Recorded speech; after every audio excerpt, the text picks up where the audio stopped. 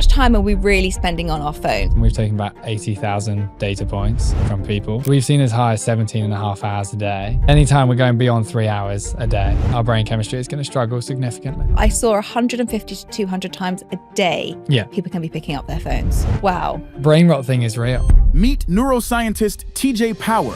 And they're really seeing like structural changes in the brain with brain rot, with excessive screen time. These are key areas for like memory, emotion regulation, decision making, just shrinking in grey matter. Ease of just the quickness of information that we can get now and the hyper intelligence that it's bringing to us is something that we now always have. Ask ChatGPT. It's a new dopamine addiction. There's this whole wave of people either getting diagnosed with ADHD. Is the world making us this way, or is there a genetic factor in link? ADHD is a evolutionary adaptation that was really important to hunter-gatherers surviving. The challenge we're presented with now is all of the individuals with ADHD are being given the opportunity to access dopamine quickly with ease. Good dopamine baseline levels. One of the most crucial components is this AMCC part of the brain, anterior mid-cingulate cortex, but it's seen as like the willpower center. So what are the things in the morning to start people's day to get them to this good baseline of dopamine? One small tweak that occurs in the evening that I think is really important, but it prefaces the morning, is actually... If you are a regular listener to the show or Live Well Be Well, or this is your first episode you're listening to, I really want to ask just a very small quick favour. If you could please hit the subscribe button or leave a review, this helps the show more than you can imagine. It means the world to help growing this show, and you all know that I have a huge thing to want to hit 100,000 on YouTube this year, and I can't do that without your support. I really aim to bring you the best guests possible out there, and I pride myself in doing that for the show because it's so important. But to keep the guests coming, to get them to be bigger and to bring more helpful information to your ears and your eyes, I really would love to ask you to subscribe to the show. Thank you. Your 5 questions was phenomenal that we just did as the pre-interview. For anyone who doesn't know what that is, head over to our Substack. That is kind of our preset where we just go straight in on you, TJ, and it was amazing. And I'm so excited today to speak about social media use, dopamine, oxytocin, serotonin, endorphins, brain chemistry. I just thought, where do we start? And I thought, well, actually, I want to start with the biggest culprit, which is the phones, and how this might be affecting our brain chemistry. So the first question I just actually want to ask, I'm going to strip it all the way back, is numbers. Yeah. That's where I want to start. So how much time are we really spending on our phones? Like, do we have any like scientific research here? And are we aware of how much time we're spending on our phones? Yeah, so with our research lab, Dose Lab, we're testing this all the time. We've taken about 80,000 data points from people, individual people. We see an average of 5.5 hours a day across everyone, and that's including different age groups. So 5.5 hours a day on the phone. A very, very healthy low screen time would be at like 2 hours a day. But with that, we see some super high numbers. We've seen as high as 17.5 hours a day for lots of young people in their summer holidays, and typically in the summer holidays around 13. So the number can be really high if there's nothing like to kind of occupy a young person's time. So it varies across us. But anytime we're going beyond 3 hours a day, our brain chemistry is going to struggle significantly. So I read somewhere, but you can tell me if this is correct or incorrect, but you actually mentioned this to me just before. It's about the phone pickups. Yeah. I have a stat here. It might be wrong. Okay. So I'm just going to mention it. But I saw 150 to 200 times a day people can be picking up their phones. Definitely. That's a very similar number. We see about 175. So it's like right okay, in the so middle. I'm in the correct kind of statistical range. Yeah. Wow. And there's 2 elements of phone use that will affect our dopamine, that will affect this like key chemical that impacts our motivation, how good we feel, and our attention. One is just scrolling through content is just going to wear out the dopamine mechanism. But the other is just like the constant check in a very similar way. It's kind of like hitting a vape or having like a little bit of sugar or like sipping caffeine all day. And that also is going to very much exhaust this dopamine mechanism. And I've been running this experiment with myself. Like I constantly am doing dopamine experiments with me and also my partner to try and find a way out of screen addiction. And I've been trying for the last 7 days to do 50 pickups a day. And it's monitored on an app I use. And what app do you use? I use one called Roots. It's so good. You just told me about this. It's phenomenal. Like it's the only thing that can actually sort out the screen time. That and also mindset change, but from a tech infrastructure point of view. And I've been trying to do 50 a day. And it is so difficult to do 50 a day. And you think 50 checks of your phone a day quite a lot to sounds me. like enough. Like it sounds like, yeah, I'll probably know what's going on my email and my WhatsApp and so on if I check it 50 times a day. Yesterday I got to 3 p.m. and I watched it cross over 50. And then it ended up at like 68. And I was like, wow, this is hard to get it down. But that's obviously lower than I once was at like 200 a day when I was super addicted to my phone. So it's a gradual journey. Wow. I mean, that does feel like quite a lot, but also I feel like I would be very on the verge of nearer 200 pickup a day. I mean, you literally saw me. I went to grab my phone just before this because I don't want to say a scientific experiment, but I asked my audience like a few questions for today and I wanted to get their responses to it. And you immediately clocked that as soon as I got out my phone, I started wiping my camera just unconsciously. I know, it's become that habitual. Maybe I'm taking a photo or video, get the lens clean. Yeah. I mean, it's terrifying. And like, I think so much about, I'm thinking about this is like the offload of what actually we're missing out on because we're so connected to our phones. I think unconsciously, I think we're aware that we're on our phones too much, but I'm kind of thinking like, what's the payoff? Like, how much are we actually missing out on by being on our phones? It's really interesting that because I've done a big screen experiment for the last 4 weeks where I've got rid of our TV in our lounge. Not because I think we have to get rid of TVs. TVs aren't even that bad for our brain chemistry in comparison to phones, but really just to see like what happens with no screens, to see if not having a TV would impact my addiction to my phone at all, like if they're priming one another. And when you say, what are we missing out on? The really interesting thing that my partner and I have noticed is we've had to spend all evening entertaining ourselves with like slower dinners, making nicer dinners, going for walks, like coloring in, and just really just ending up talking to each other much more. And there's been this really interesting experience where, you know, in that starting point of a relationship where you're falling in love with each other in those like first few weeks and months, and you like talk like crazy and you lie in bed and you talk like crazy and it's really fun. And you're obviously not at the start of a relationship, just sort of like sitting on sofas scrolling phones, but gradually, obviously, habitually, that just comes in. Somehow it's almost returned us to that feeling of the beginning of a relationship where you're falling in love and you're just talking so much more because we'll sit down on a sofa and rather than just like getting our phones out, which we normally would have done, we start talking and then we've like talked for like 90 minutes sitting on a sofa. But you just don't really do that anymore. Just like sit with your partner on a sofa and talk for 90 minutes. And it's been absolute magic for us, for our relationship and then our sleep. And just like when we wake up, we're feeling better.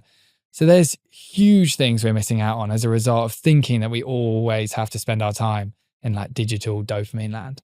Yeah, totally. I mean, I've never had a TV in my room or anything, but I think a lot of people have quite a lot of comfort with falling asleep with something on, right? Yeah, I did for like 10 years. I did that. So I want to talk a little bit about the brain effect on, I mean, we've just mentioned dopamine, which I think a lot of our listeners will know exactly what that is. That's, you know, one of our neurotransmitters. But you also talk about, well, you put it in the dose effect, dopamine, oxytocin, serotonin, and endorphins. So how, like, first of all, is social media or just phone use or screen use affecting our brain chemistry and these neurotransmitters? Yeah, so dopamine is the chemical that's driving us towards the phone so deeply. And it's the one being exhausted as a result of time spent on there. In a very similar way to if you got in a car, like a manual car, and revved the engine in neutral for ages, you just burn out the car engine. That's what's happening to our dopamine system. We're exhausting what's called the ventral tegmental area where these dopamine vesicles are built. It's kind of like your dopamine factory. We're wearing it out. So it's then struggling to produce dopamine in as much abundance, which means our attention spans are worse and our motivation is worse. So you have that dopamine element. But then with the other three chemicals, there's an interesting effect because oxytocin is arguably the chemical we're looking for most as a species, like really like love and the experience of connection with humans, your own kids or your partner, your parents, your best friends is like the thing that's most sought after. And throughout human evolution, we of course got all of these chemicals in quite equal amounts in a different way to how we're living in dopamine land now. And when you were out there all day hunting for dopamine to find the food and build the shelters and create tools and make fires, you were doing that all in the service of oxytocin so that you could get home in the evening and connect and bond and laugh and have fun. But you weren't just like doing dopamine all day and then doing dopamine all night.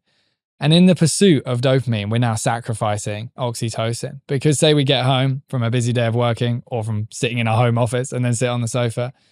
In that moment, oxytocin should begin to become the priority. Like, how can I connect as much as possible? And now when we sit on the sofas and we scroll our phones or we lie in bed and we scroll our phones instead of talking to our partner, we're consistently choosing dopamine over oxytocin.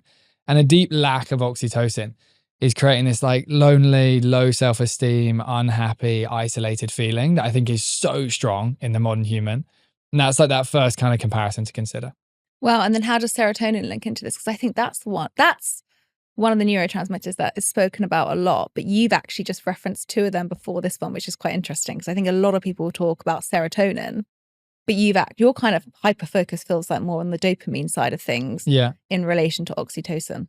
I think it's dopamine and the sacrifice of all these chemicals. So the first one would be connection, because I think that's the deepest thing humans are missing now. And as we walk into like AI, for example, we're going to get artificial connection from AI, which is going to be really complicated. So I think oxytocin is the number one focus humanity should have going forward. How do we make sure we get hold of that chemical? It's the thing young people are also missing so much and what's driving them to addiction.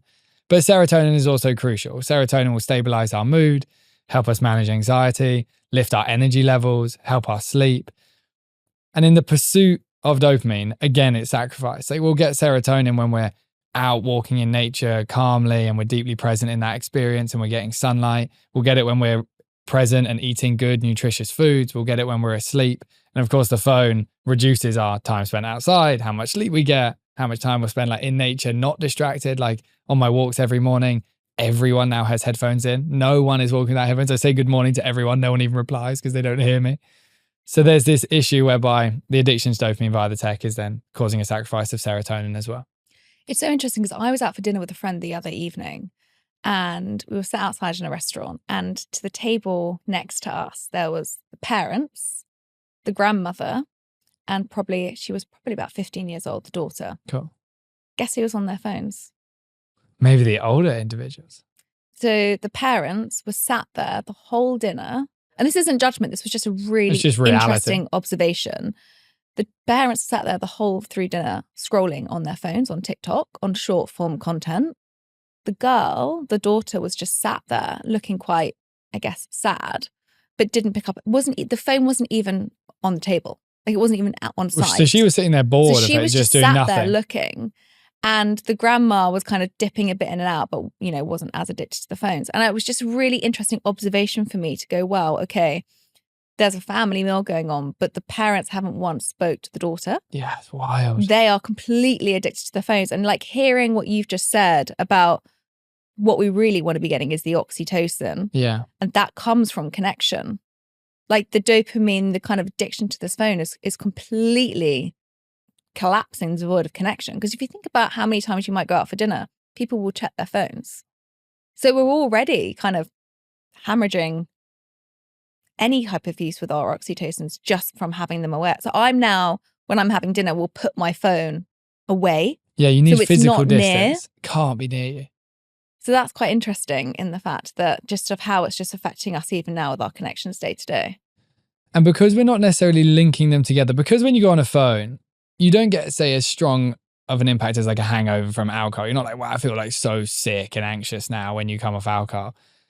Those individuals may get home that evening and just kind of like in the evening just feel like a little bit irritable and a little bit annoyed and a little bit depressed and just think, oh, life is kind of shit. And just like have no idea that the fact that they chose dopamine over oxytocin that evening is actually creating that feeling within them, because our brain is so deeply craving oxytocin. And when it gets it, it goes, cool, I'm full. Like I don't need any more. It takes us out of that deep starvation of needing more. And that's why, for example, when you drink a sip of alcohol or you scroll a phone, you never think like, oh, that was enough. You always think need more, need more, need more. And dopamine is evolutionarily programmed to make us want more, so that we always try to hunt better, make better fires, build better shelter. Like God put it in us to make sure, or nature put it in us to make sure that we'd always need more of it so that society would progress. But oxytocin is complete opposite. It deeply fulfills us. Like when you hold a newborn baby, like your own baby or like someone's baby that you love, you don't think like, oh, I need more babies in my arms. You just think, like, cool, like there's a baby. And you just feel like deep fulfillment. And humans are lacking a feeling of deep fulfillment because of this obsession with dopamine.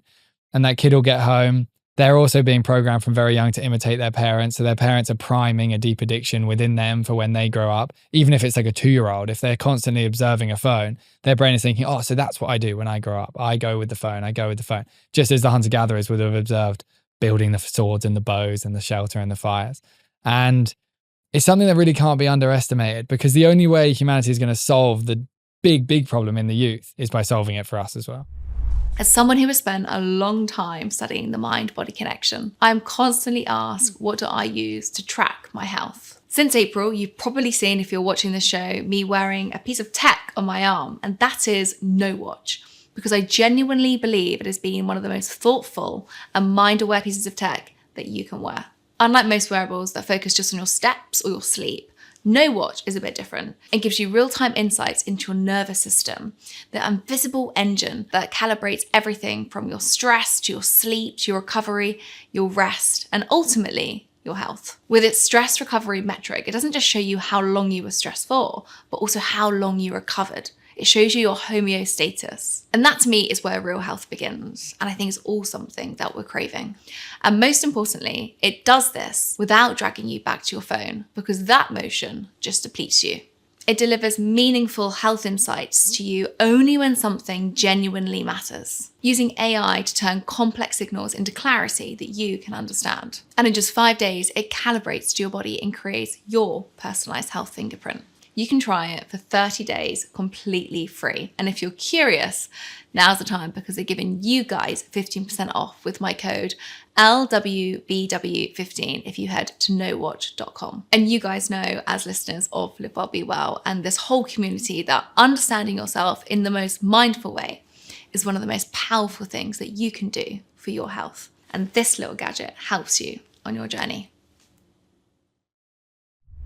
I mean, it's just so fascinating when we're kind of thinking about, as you just said, holding a newborn baby. You aren't craving, can I have more babies? You're kind of like, you're very satisfied. Yet everything around us is driving us to dopamine. Yeah, for sure. Which is really interesting. So how can we, does that actually change our brains? Obviously we know that we get kind of a quicker and slower release of dopamine, but is there anything structurally that can be happening within our brains if we're just constantly craving this dopamine? Is it affecting any other parts of us? So there's two parts to this. One is how your dopamine is being built and then rewarding you. So as I shared before, you have this area called the ventral tegmental area, VTA, and it's your dopamine factory. Your brain is generating dopamine vesicles, like little dopamine bubbles in your dopamine factory. And then you have your nucleus accumbens just across from it, which is your reward center. And in a situation where you're, for example, cleaning your house, when you clean your house, not like super fun activity, but you do get a level of satisfaction when you clean your house. And effectively, the dopamine factory will occasionally send a few of those bubbles towards the reward center, the nucleus accumbens, and you'll get this progressive feeling of like, oh, it's kind of good that I'm doing this actually. Then eventually you'll finish cleaning your house, a few extra bubbles will cross to the reward center, and you'll be like, nice. And that's telling your brain, do that again sometime soon because you'll feel good again. Because our brain is just programmed to do things that are good for us, like obviously hygienic, clean environments are advantageous to our survival. And at the core, dopamine just wants us to survive. That's what it's here to help us do, just to survive. So it rewards any behavior that's useful for that and doesn't reward behaviors that are against our survival, like socially isolating ourselves on phones or drinking loads of alcohol or eating ultra-processed foods.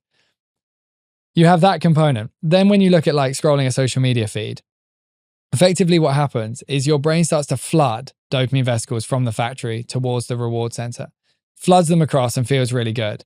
But the big distinction between cleaning and scrolling a phone is one requires effort and one doesn't require effort. In the cleaning scenario, when you're cleaning the house, your brain begins to regenerate dopamine in the factory whilst it's shipping some to the reward center. So it's constantly replenishing itself and going, here's some more dopamine, there's a little bit for the reward. Here's some more, there's a little bit for the reward. In the scenario where you scroll the phone, no replenishment takes place and your factory literally ends up empty. And when someone enters a state where they're like, oh, I'm so depressed, I can't be bothered to do anything, and they have goals in their life, but they just can't really be bothered and they procrastinate all the time, that's a state where the factory, the VTA, has become empty of dopamine because they've flooded it all to the reward center and not replenished any through effort. Wow.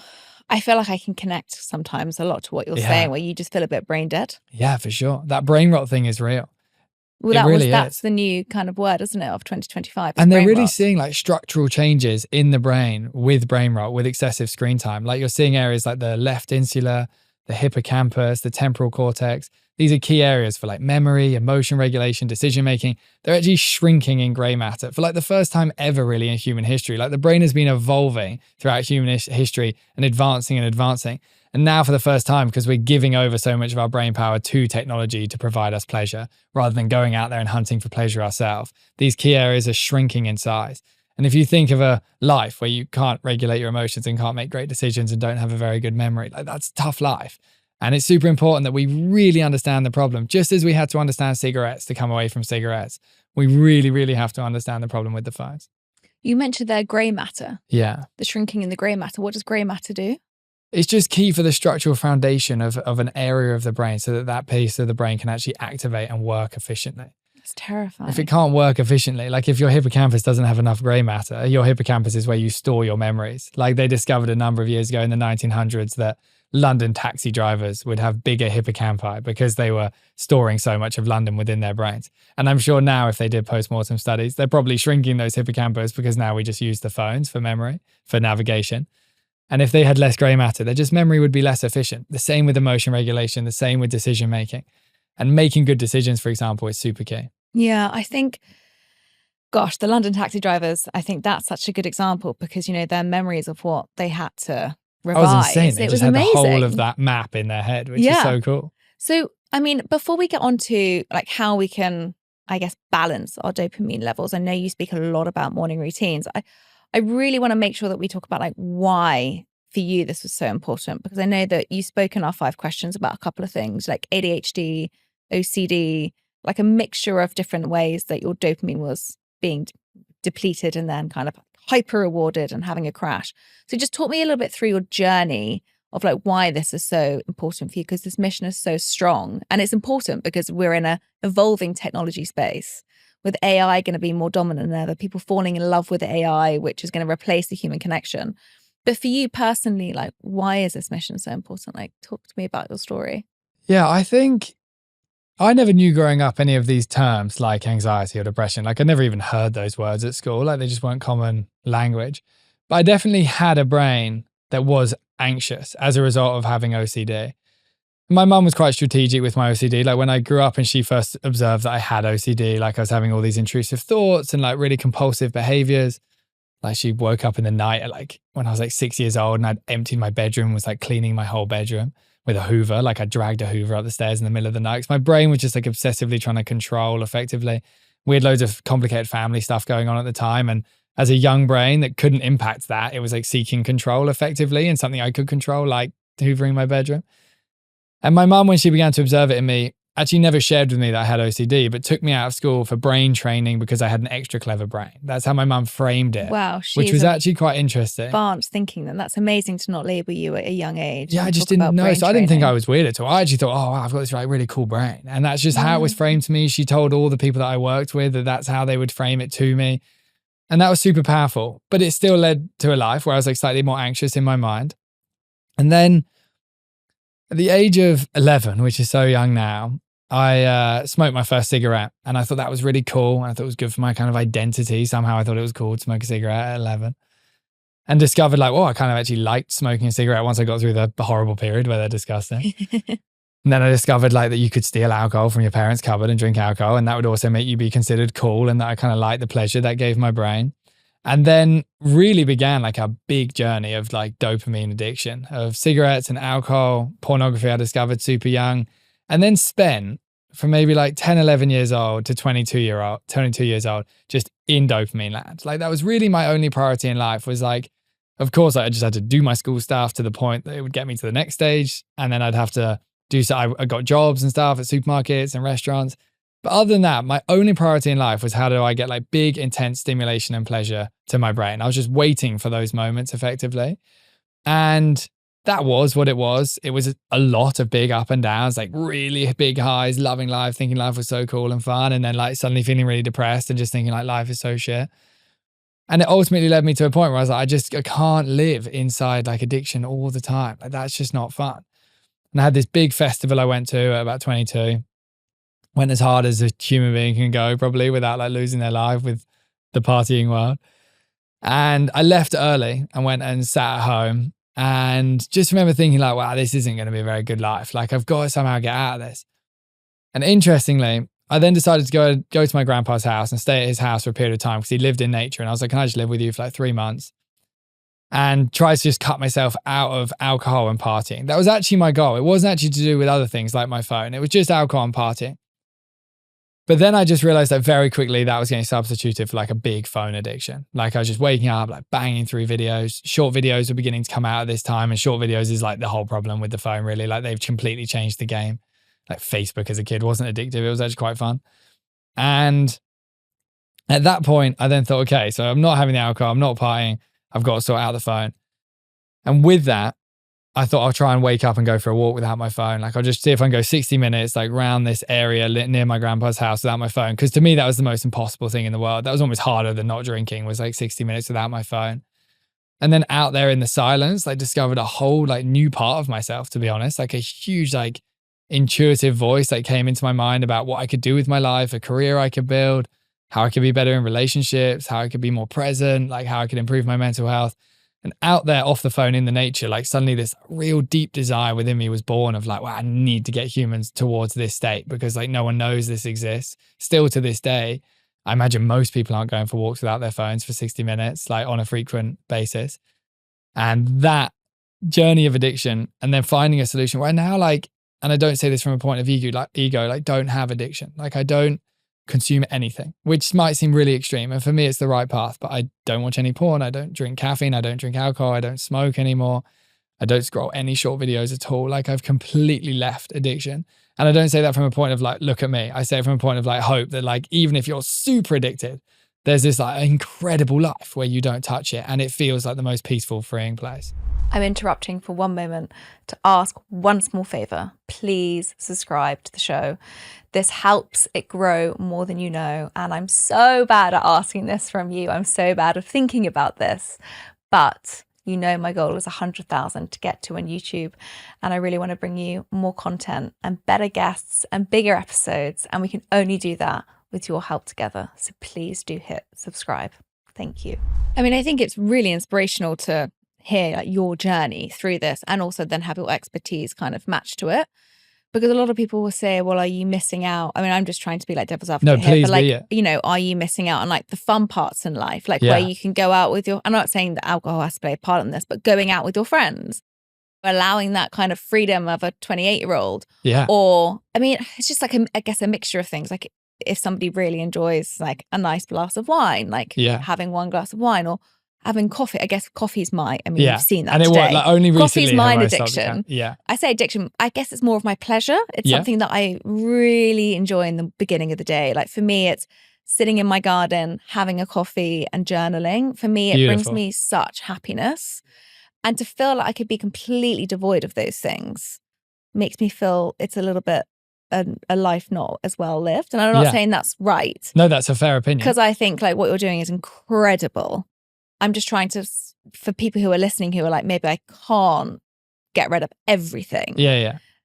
Is there a way to try and balance this in a way that works for a person without having this like insane dopamine addiction? Yeah. So the really important thing to recognize is it's literally been like a 7-year journey of like a gradual, like gentle refinement. It hasn't been like, right, I'm just going to quit everything and be a monk. Like it hasn't been that experience. And to explore a few of those, I technically am missing out on the life of my friends live in London. Like even when I went to play golf with like some friends from university on the weekend, like they drank like maybe 10 beers on the course, like during the golf. Somehow we're basically sober. How are they shooting? I know, wild. And one of them like shot like 2 over par. It was insane. And then they all went out into London and like, so I didn't go because like I just like don't necessarily want to like go out and get absolutely smashed now. So I am missing out on that. But there is also a world where like fun can shift and evolve. Like to me, like last summer, I went with my friends to the Dolomites in Austria and like went hiking for like a week. And that was like more fun than I ever had, to be honest. Like that was like really, really cool. Like so much laughter and like humor and lightness and like conversation and interest. So like for me, like with the like alcohol partying thing, like fun has just like slightly changed for me. And like fun with my girlfriend, my fiance now, has changed. With something like the coffee, like if I'd been on here 6 months ago, I would have been saying how much I love like my flat white in the morning on the empty stomach. So like I totally get that. And like it was a huge part of my life, my ritual. I really could have sold coffee super well. The only reason I've gradually cut more things out is because my difficulty with a more addictive dopamine brain is one addiction reduced just feeds another addiction to increase effectively. And I've been moving addictions around to lots of different things. And I have a very addictive personality. So for me, the ultimate conclusion is to like gradually reduce them and then be free of like anything feeling like I have to have that thing every day. Because for me, that was big. Like I had a massive addiction to weed for a long time, had to have it every day. I used to love the weed and the caffeine together. Like there was just like all kinds of complication that was going on. So I think if you're someone listening and you're like, wow, I've got a really addictive brain, there is a path to just consider over a 5-year period where it's like gradually I'm going to like let these things go. But if you're someone that like has a glass of wine and thinks that was a beautiful glass of wine, I'm going to read a book and go to bed. Like that's not even going to do any harm to you. Like that piece that it brings you might be beneficial to your health and longevity. So I think it's observing closely what your addictive nature looks like and considering and applying your behaviors based on that. So before we get into building the healthy dopamine habits, which I want to talk about, and also versus where the dopamine detoxes work. Yeah. They do work. They do. Okay. Well, you just already told the answer. I want to really quickly make sure that I talk about the attention crisis connected to all of this, because, I mean, with somebody who's recently been diagnosed with ADHD, and I know that you have ADHD too, and it's not something that I've really publicly spoke about. It's only recently that I've only just come to terms with that. I didn't actually seek the diagnosis, as I told you. It came up during an interview. God just went bang, here you go. Yeah, it was quite a lot to process, and I'm still processing it, which is why I'm very, aware of how I'm speaking about it, because I'm still going through that, understanding what it really means for me. But it's really interesting. There's this big conversation now with, everyone's getting diagnosed with ADHD, which is another reason why I'm also very aware of not talking about this as another person who's been diagnosed with ADHD. But you also have ADHD. I don't know how young you maybe got diagnosed with it.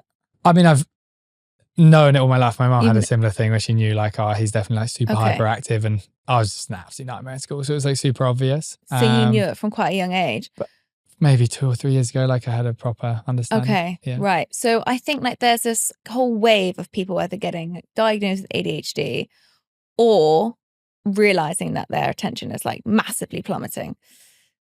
Do you think that like dopamine is having that effect, like everything that we're going through? Or do you think we're just becoming more aware of it? Is it like an environmental cause? Is it a genetic thing? Like, I guess like people seeking this or kind of connecting to maybe what you and I have just found out in the last few years. It's trying to understand, like, is the world making us this way? Or is it actually, is there a genetic factor and link? Yeah, so I reckon ADHD is a evolutionary adaptation that was really important to hunter-gatherers surviving. I constantly go back to this evolution thing just because our brain and its chemicals spent 300,000 years doing that. And then we just suddenly went, okay, now we're doing this. Like we started farming 12,000 years ago, but we really became modern society a couple of thousand years ago. And even if you go back 1,000 years, life was very different. It was much more effort, outdoors, very connected. It was very different to the experience we have today. But for 300,000 years, the goal was to find food and build shelter and survive. An individual that had ADHD, and I believe many hunter-gatherers would have had ADHD, would have been effectively extremely good at hunting for dopamine. They would have been very good at hunting for food, building shelter, making fires. They might have been amazing with like finding new ways to help kids survive. There would have been this massive advantage to ADHD. And I think a subset of the population would have been designed with it. 12,000 years ago, we invented farming and humanity began to slow down massively in our pursuit of food. A small subset of the community would be able to provide food for the entire group. And then gradually the invention of writing and poetry and all the things that evolved humanity began to form. I think there's a huge population of humanity now that still have that hunter-gatherer brain and don't have the farmer brain effectively. So they have a brain that is seeking dopamine more than a neurotypical brain. And that was useful. The challenge that's now presented with us is we no longer can only acquire dopamine through effort, which the hunter-gatherers had to do. So their dopamine was staying nice and stable. Like if they had ADHD, they might have sought dopamine harder, but their dopamine never spiked and crashed. It just would have built and they would have had this like ridiculously strong dopamine system, very motivated, very focused. The challenge we're presented with now is all of the individuals with ADHD are being given the opportunity to access dopamine quickly with ease via their phones, via pornography, via alcohol, nicotine, cigarettes, so on. And that's then causing a massive dysfunction in the dopamine pathway, creating big spikes and crashes and then low dopamine baselines. If you have a low dopamine baseline, your ADHD symptoms are going to worsen. They're going to get more intense. Your inattention, your hyperactivity, your difficulty like sitting still and being present in activities. And I think that's where the situation is really confusing, because I think some people will have been born with ADHD. They've genetically got this hunter brain. And if you look back over your childhood, typically men like might physically display ADHD more, and women might mentally have more ADHD. But if you look back over your childhood, if you were someone that was very hyperactive within your mind or your body, you might have had ADHD since you were born. But if you're an individual that is suddenly feeling as though they're developing ADHD, suddenly they can't focus, suddenly they find stillness really hard, suddenly they're hyperactive, then it's more of like behavioral inattention developing as a result of behavior than maybe something you've genetically had since birth. Regardless of where you are on that scale, understanding dopamine and beginning to figure out how you're going to reduce quick dopamine and increase slow dopamine, I think is the answer for everyone. Is essential. I think that's where the self-awareness component really, really comes in. Like actually being aware of just how much your attention is decreasing or increasing. And I know this because I'm in the midst, or hopefully near the end, of finishing my book. Yeah, the book's a big journey for your ADHD. Oh my gosh. I can't tell you like the highs and the lows of trying to hyper focus, which I'm very good at doing. Yeah, I bet. But I think it's, knowing that there's constant distractions with my phones, or like messaging different parts of my team, or running everything else and trying to write a book. It's really, really difficult, especially in this environment. I feel like I just need to be locked in a room. You need to be locked in a room with literally only Google Docs and maybe like your AI or your Safari or whatever you do to search and look at ideas, because even just like trying to write, like I've been writing my second book, and the difference between my first and second book, even just now with like increased stimulation via the computer, because they're just getting better at stimulating our brains. And if you try and like write a little bit, like 1 or 2 sentences, and then you check your WhatsApp web, and then you check your Slack, and then you check your email, you never really get any like good deep work done. And humans, it's so good. Like if you actually work for an hour on something, you feel insanely good. Like you feel next level, because your dopamine has gone on the path it wants to go on, and requires so much discipline. It does. So hard. It's so hard. So tell me about how we can get to that focus, because you talk about flow state in the book, which I was very connected to reading because I'm obviously trying to get into that constant flow state. And sometimes it just happens and I'm like, wait, how did I get here? And other times I really struggle. And I know when I'm in that real struggle state, just to kind of walk away and not push myself, because sometimes I'm like, well, this work's going to feel quite meaningless because I'm facing a lot of resistance. I'm trying to change my environment and then come back to something. But I guess dopamine is like the big factor here. So how can we get, first of all, into good dopamine baseline levels and then into that flow state? So I think one of the most crucial components is this AMCC part of the brain, anterior mid-cingulate cortex, that controls your ability to effectively control your decision making, but it's seen as like the willpower center in the brain. And when you sit at a computer and you attempt to, like, we'll just go with that scenario because everyone has to sit at a computer and focus on tasks.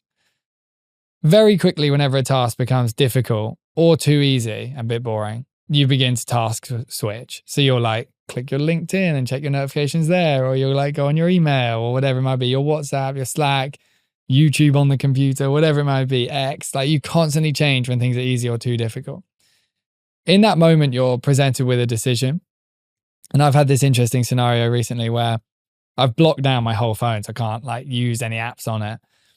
But then over a period of time, like the addiction began to move towards like all of the platforms just on Safari. So I was going on Instagram on the computer and I was going on YouTube on the computer. And then anytime I was waiting for like AI to answer something whilst I was like generating an image for a presentation or something, anytime I was waiting for anything, I was just like going onto LinkedIn, going onto Instagram, going onto YouTube.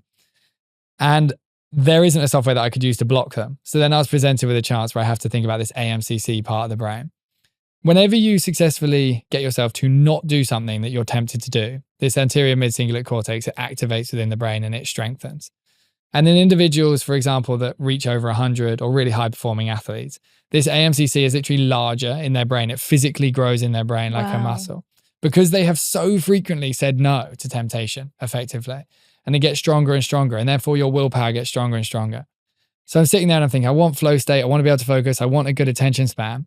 And for a week, first day I had to admit to my partner that I'd got addicted, because I think sometimes like accountability is really useful. Like voicing it. Yeah, just voicing it. So then it's actually in reality, because something that's addiction is just like secret. So I was like, by the way, I'm actually like constantly going on Instagram on my computer. So I like made that present. And then the first time I've now made it present and I want to solve it, I'm faced with a situation where it's like, okay, I'm going to click on Instagram now. Like my brain goes like command tab to like type in Instagram. In that first moment, I'm like, no, I have to activate the AMCC. Like I've got to try. And it's the hardest is actually at the beginning of trying to break the addiction. So in my brain, I beat it. Like I just say, okay, don't go on Instagram. And I say to myself, AMCC. Like I just repeat it in my brain like a mantra, AMCC. And I force myself back to the task. Then a number of minutes later, I'm presented with the same thing. Like, oh, I'm going to go click my email. Now I'm going to try and stay focused on the task, AMCC. And you might successfully activate it once you're conscious of this. You might activate it like 30 times over like a work session. And your AMCC has then literally got stronger. And over a prolonged period of time, literally larger and easier to activate. So you can build it like a muscle. You can build it like a muscle. And you see physiologically it grows within a mind, which is so useful because the bigger this thing, the easier it becomes like to wake up in the morning and then not go on your phone. The easier it becomes to convince yourself to do hard things. Like, should I go to the gym? In that decision, your AMCC is presented with the temptation or the harder path. Each time it gets stronger, the decision becomes easier. And that's why you meet some people in life that are just so healthy and they eat great and they don't drink too much and they exercise great. And you just think, how does it look so easy for you?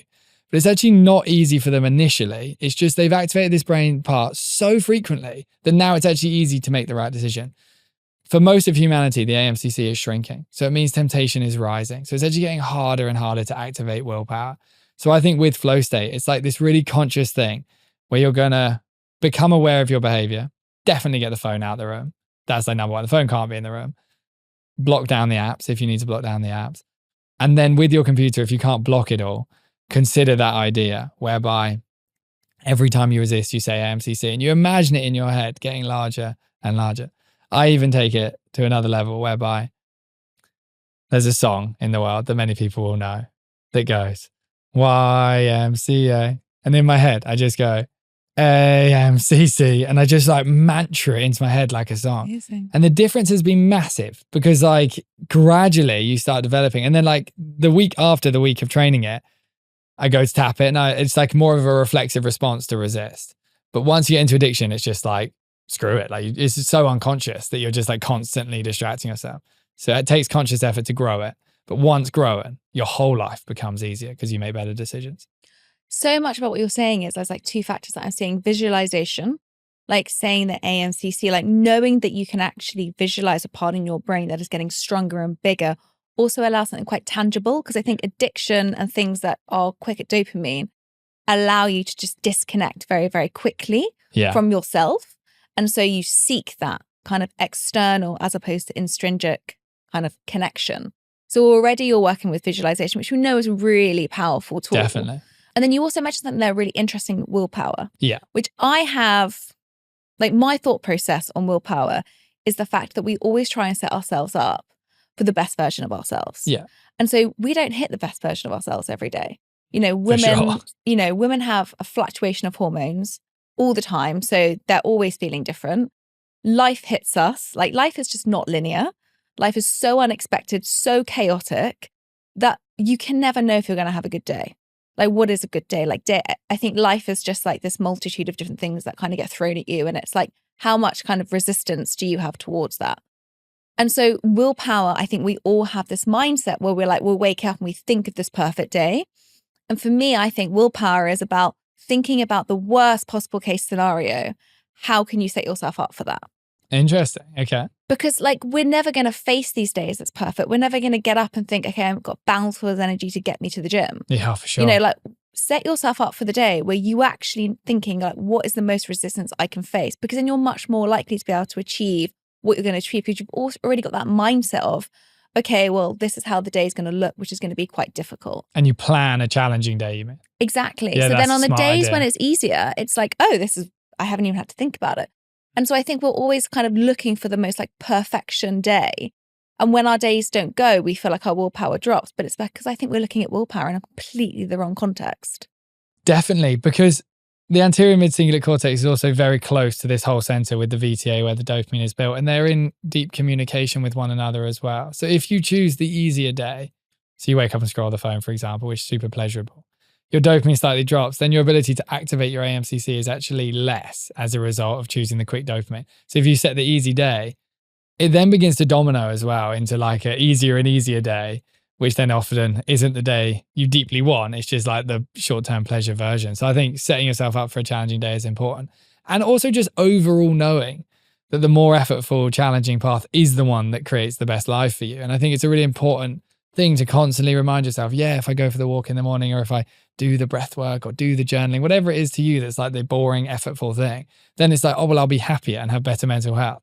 And good mental health is pretty nice. Like it's nice.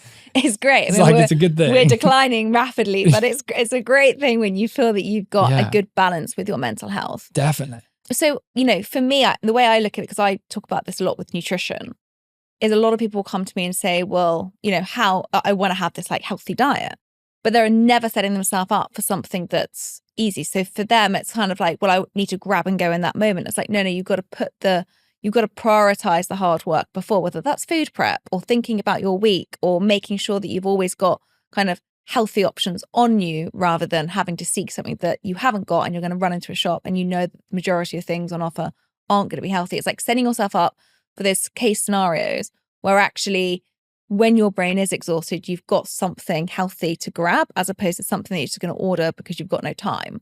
Definitely. Can I ask you a question about the nutrition? Yeah.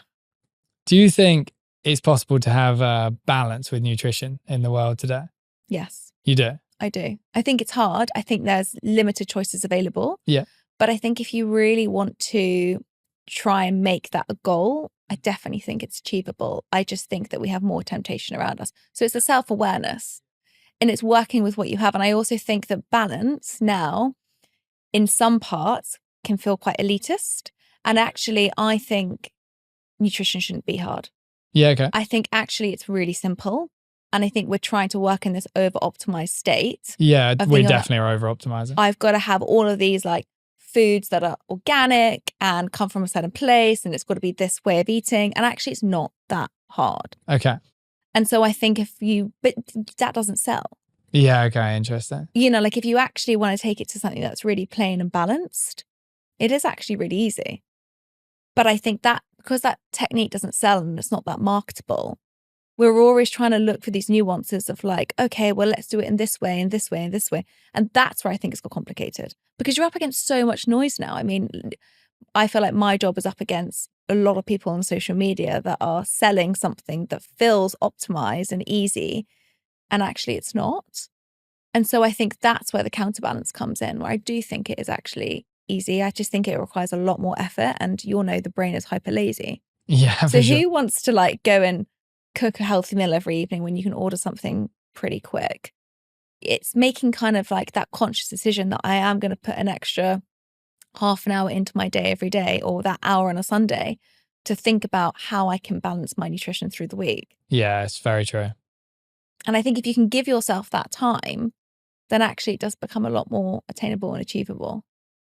Overnight oats are a good way to quickly do that. Yeah, they're great. That's the only thing I think, because when I come to London for work like this, it's always obviously like, okay, how the hell am I going to like make sure I don't eat like ultra processed food and stuff? Because like most of the stuff in this like quick grab stuff would be. Not always, it's changing at the moment. Yeah. But ultra processed, overnight oats, you can bang that in like 3 minutes and it's made, and then it's like, oh cool, now I won't eat UVFs tomorrow. So exactly. Small decisions. It's also like, for me, I say about the way people can get really balanced nutrition is every month, which is very time limited, cook yourself a new meal. Yeah, that'd be cool. Over a year, you've got 12 new meals. That'd be you good. need something that your brain hasn't got to constantly think about every day of, I'm now going to go and make something fresh and new, because that is quite exhausting. That's decision fatigue. That's a nightmare. So if you've actually got like just one day a month where you're like, okay, this is the day that I'm going to dedicate to just cooking a meal that's within 30 minutes. Every single month you're having a new meal, and you're over time you're going to go back to that meal. Every year you've got 12 meals that are just like on habitual routine. That's the way that you build these like healthy habits ingrained. You're not going to overnight just change into this chef that's going to have like 20 meals under their belt to cook. For sure. But it's that long-term gain. Yeah. And so it's actually saying, okay, this month I'm going to prioritize Wednesday night to cooking something that I haven't cooked before, and I'm going to make sure I make that every month. Yeah. It's having those kind of things that you can pull very easily. So when you are knackered and you come in, you haven't got to think about something new to cook. You've already got like your habitual toolkit of 12 meals that you've got under your belt from last year dedicating this time. It'll grow your AMCC over time as well. Every time it's like, oh, I've got to make a new meal, but then you've done it and then the AMC will grow. Exactly. Very cool. So thinking about this with like, I know you have like a morning routine and habits and things that you suggest. What is it that people can do, as well as saying this AMCC? Like, what are things that people can do to help level the baseline? Because you've obviously got to a really good place, which you use the word hope, which I think is so important to hear this of people's personal journeys as well. Like, I am here now and I don't struggle with this. So what are the things in the morning, because I'm very focused on morning routines, to start people's day to get them to this kind of good baseline of dopamine? One small tweak that occurs in the evening that I think is really important, but it prefaces the morning, is actually eating your dinner earlier is really useful. Because if you can try and move your whole wind down time earlier, it's very useful, because you're going to have a greater capacity to make good decisions in the morning. Obviously, if you get more sleep, which we're aware of, but I think lots of us still like scroll in bed and stuff super late. So I think not doing that is probably actually the most important thing for your morning routine in the world, is just like not like binge scrolling late at night. And there's this thing, revenge bedtime procrastination, where it's like, I've got some me time, like I deserve this. As much as you do deserve it, like I'm sure everyone has like complicated, busy lives, it won't actually lead to good mental health. So it's like important to consider that. And then you wake up in the morning and it's like, okay, so I'm going to wake up, open your eyes. I think it's important to not rush in the morning and not like enter your body straight into like panic mode, like sympathetic overdrive. Like it's quite easy to kind of wake up, like phone for a bit, then think, shit, that's the time. And then it's like, then you just go and it's like bang, and your sympathetic nervous system goes hard. So I think it's important to like wake up with enough time, even if that means waking up a bit earlier, for you to be able to just like wake up, hug your partner if you have a partner. It's like beautiful. It's like hug them and like give them a kiss before you get out of bed. Like a little bit of oxytocin first in the morning instead of dopamine is good.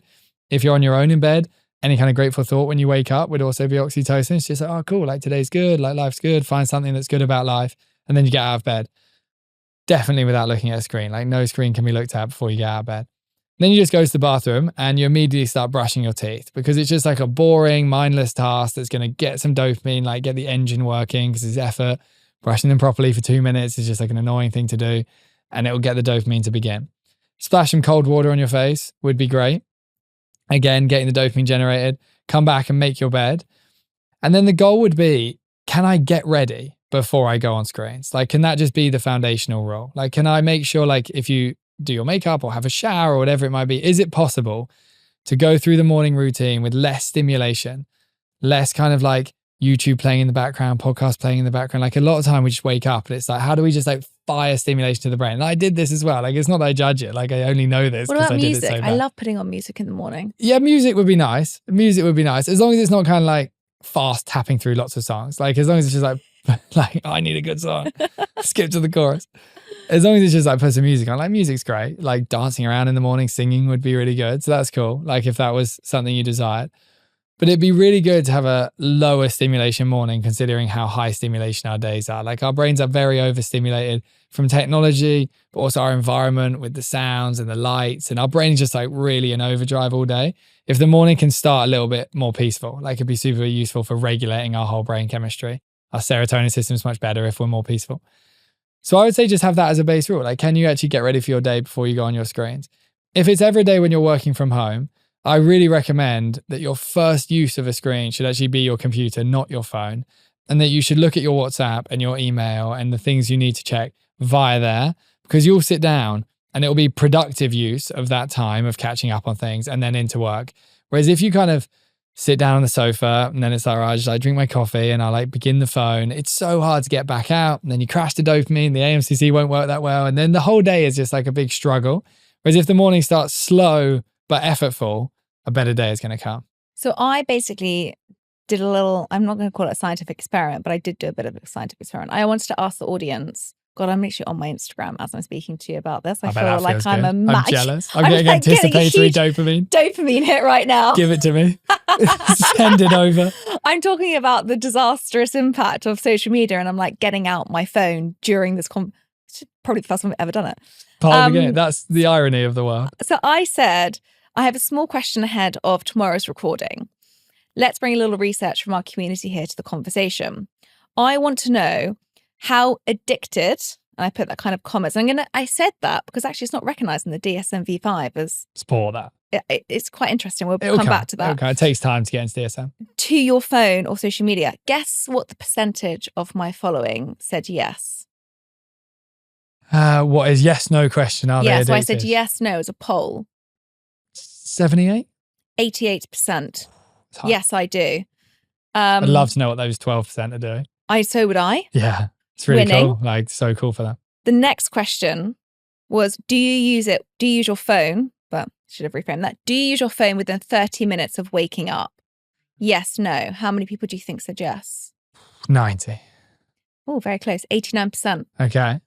So it was yes. And then and that's a healthy group of individuals it's as well. very Following healthy. Yeah. And the other very one biased was sample if we were looking at research. I know it's very biased. and then the other people said, no, I have strict time to use it. That was the other option. Cool. Okay. Because I wondered if people put in boundaries. So that was really interesting. So we're basically skewing on like near 90% for both. Yeah.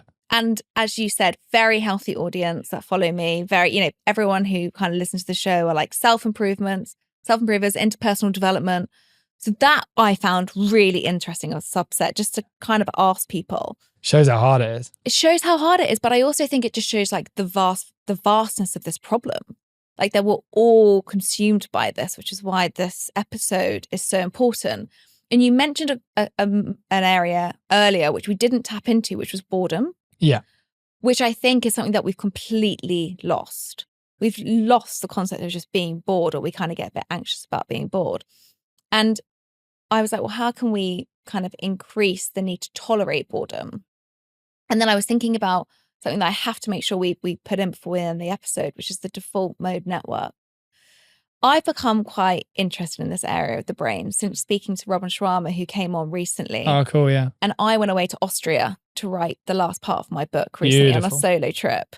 And it was amazing because I was surrounded and immersed in nature.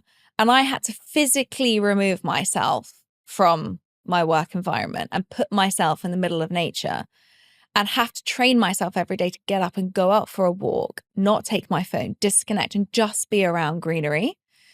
And I have to say, I worked harder than ever before. Well, that's maybe an extreme statement. I worked extremely hard. I was working kind of 15 hours a day on just writing, which is quite intense. But my Oura Ring and my No Watch, or like two trackers that I wear, were saying that I was more restored than ever. Oh, cool. And I found that really interesting. One, because I wasn't like crossing my tasks. I was really trying to I was like checking in with work, but being very boundaried with my work. And just using hyperfocus, but I was also immersed in nature, immersed in greenery. A huge benefit to that. And I wasn't switching, my brain wasn't switching constantly. I was just in the zone. And I was like, wow, I've done really extreme work hours because I had to do it over 4 days. But my HRV is higher than it's been all year. Wow, you must have felt calm then. I felt extremely calm and really clear. And then I was like, why don't I integrate this more into my life? So can you just talk a little bit about the kind of power of the default mode network and the connection that it has to when you do switch off from, switching tasks and being more in nature, like just how this impacts like our creativity and motivation? Yeah. So as a massive dopamine addict, boredom is not a nice place. Well, it's a learn. It's like a work in progress, but it's really hard, like stillness. And I have a cousin who's about 10 years older than me, and he's been super inspiring to me in lots of ways throughout my life. And he's quite like a proper hippie living in Australia, like next level of where maybe people would want to go, but he does have lots of good insights to share with me. And one time I went to his house and he told me he likes to sit on the sofa and think. And I thought, you're a crazy person. Like, why would you want to do that? Like, to me, that sounded like hell when he said that to me. Just like to sit on a sofa with no objective, but to just like be in your head. And it like led me down a path of like, what could come from that world? Because often what guidance he's given me has led to good outcomes. So I'm like, okay, so now I've got to explore the idea that I've got to enjoy it to some level sitting on the sofa doing nothing. And he set me this challenge that we called meals, bedroom, bathroom, where I wasn't allowed to look at a screen when I was eating a meal, when I was in my bedroom, or when I was going to the bathroom or having a bath. And that was a super difficult challenge for me. Like the meals component, for 10 years, I watched YouTube whilst eating. Even sometimes, as shameful as it is to say, like a lot of the time, like even with my partner, I'd be like, let's watch this YouTube video. And then we'd like watch dinner, like eat dinner in front of YouTube. And then the bedroom one, no screens in the bedroom, as we've shared, is very tricky. And then bathroom, like it's very easy to get into the habitual nature of just like taking your phone to the bathroom with you all the time, or like sitting in the bath, always on your phone. And throughout that period of time, it gave me this big opportunity to like, okay, what is boredom doing for my brain? And for anyone listening, I do think meals, bedroom, bathroom is like a good phrase to consider. Like, could they try for a number of days, meals, bedroom and bathroom without screens?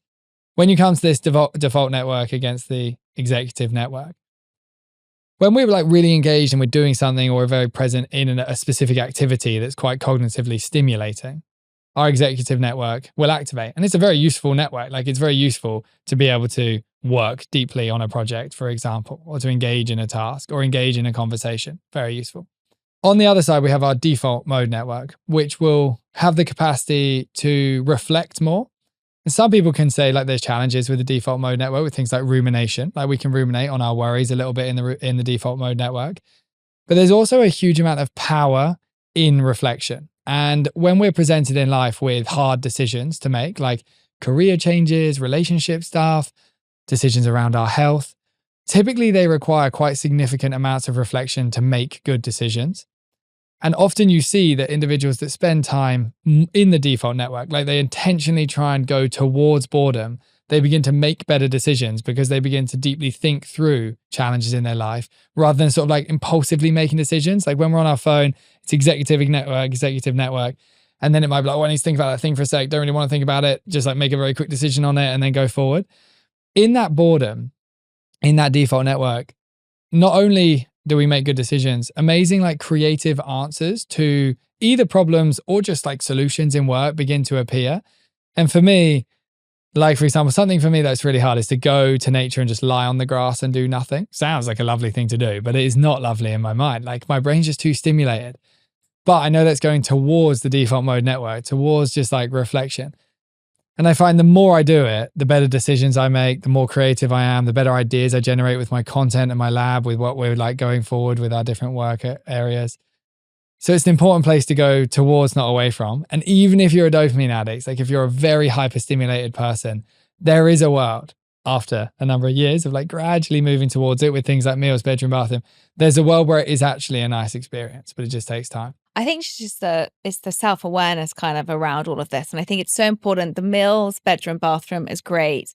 The phone out of your room, activating in nature. I think also just like being disciplined and allowing yourself to know that boredom is an act of creativity, I think is an important message in a world that's so driven towards productivity. Yeah. Like that is so key.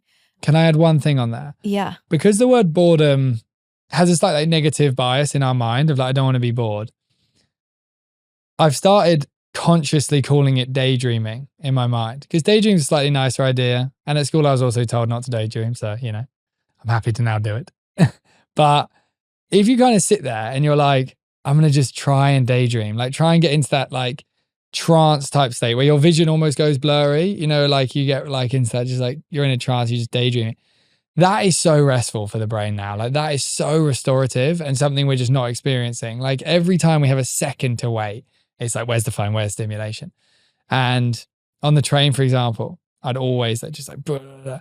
And now I'm trying to like daydream out the window to try and restore the brain. And it's super powerful. And I got, like if I nail my phone the whole train home or I daydream, when I get home, like my mental health is so different. And that reminds me of coming back from the train this weekend where I was with my parents in the countryside and already feeling a bit calmer because I'd been outside of London. And I remember like, you know, wanting to research, reading your book coming up, The Dose Effect. And you said something, you know, really interesting there where it was about dedicating time to trying to read a book properly, to trying to like daydream and connect more to something that isn't your phone. And I spent time looking out the window, reading, and I have to read a lot for work. You know, I'm always researching everyone who comes on. But this felt more like a pleasurable experience because I was actually on a train coming home and not sat there where I was having to skim read really, really quickly to get the kind of top line research that I need for the show. I actually spent time immersing myself in doing it on a train, looking outside a window and actually allowing myself that space. And I forget how much we just don't give ourselves that time.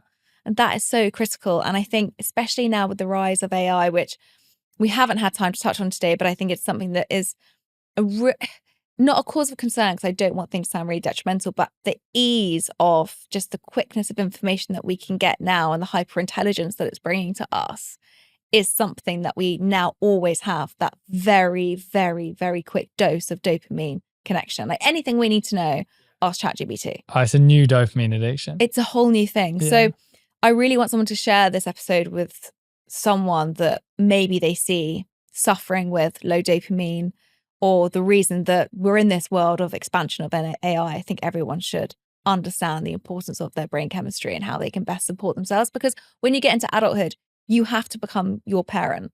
You have to become your own parent of discipline, because when you're a child, you're kind of given these boundaries. Yet as an adult, we kind of have free range. For sure. So And free reign for me didn't work out too yeah. well. And so that's why I think like having access to this kind of, hopefully this episode is going to be really helpful to so many people. Yeah. So thank you for all the work that you do. No worries. Thomas Jefferson. First person ever. AKA TJ. I have to always leave with the last question I ask all of my guests, which is, TJ, what does live well, be well mean to you?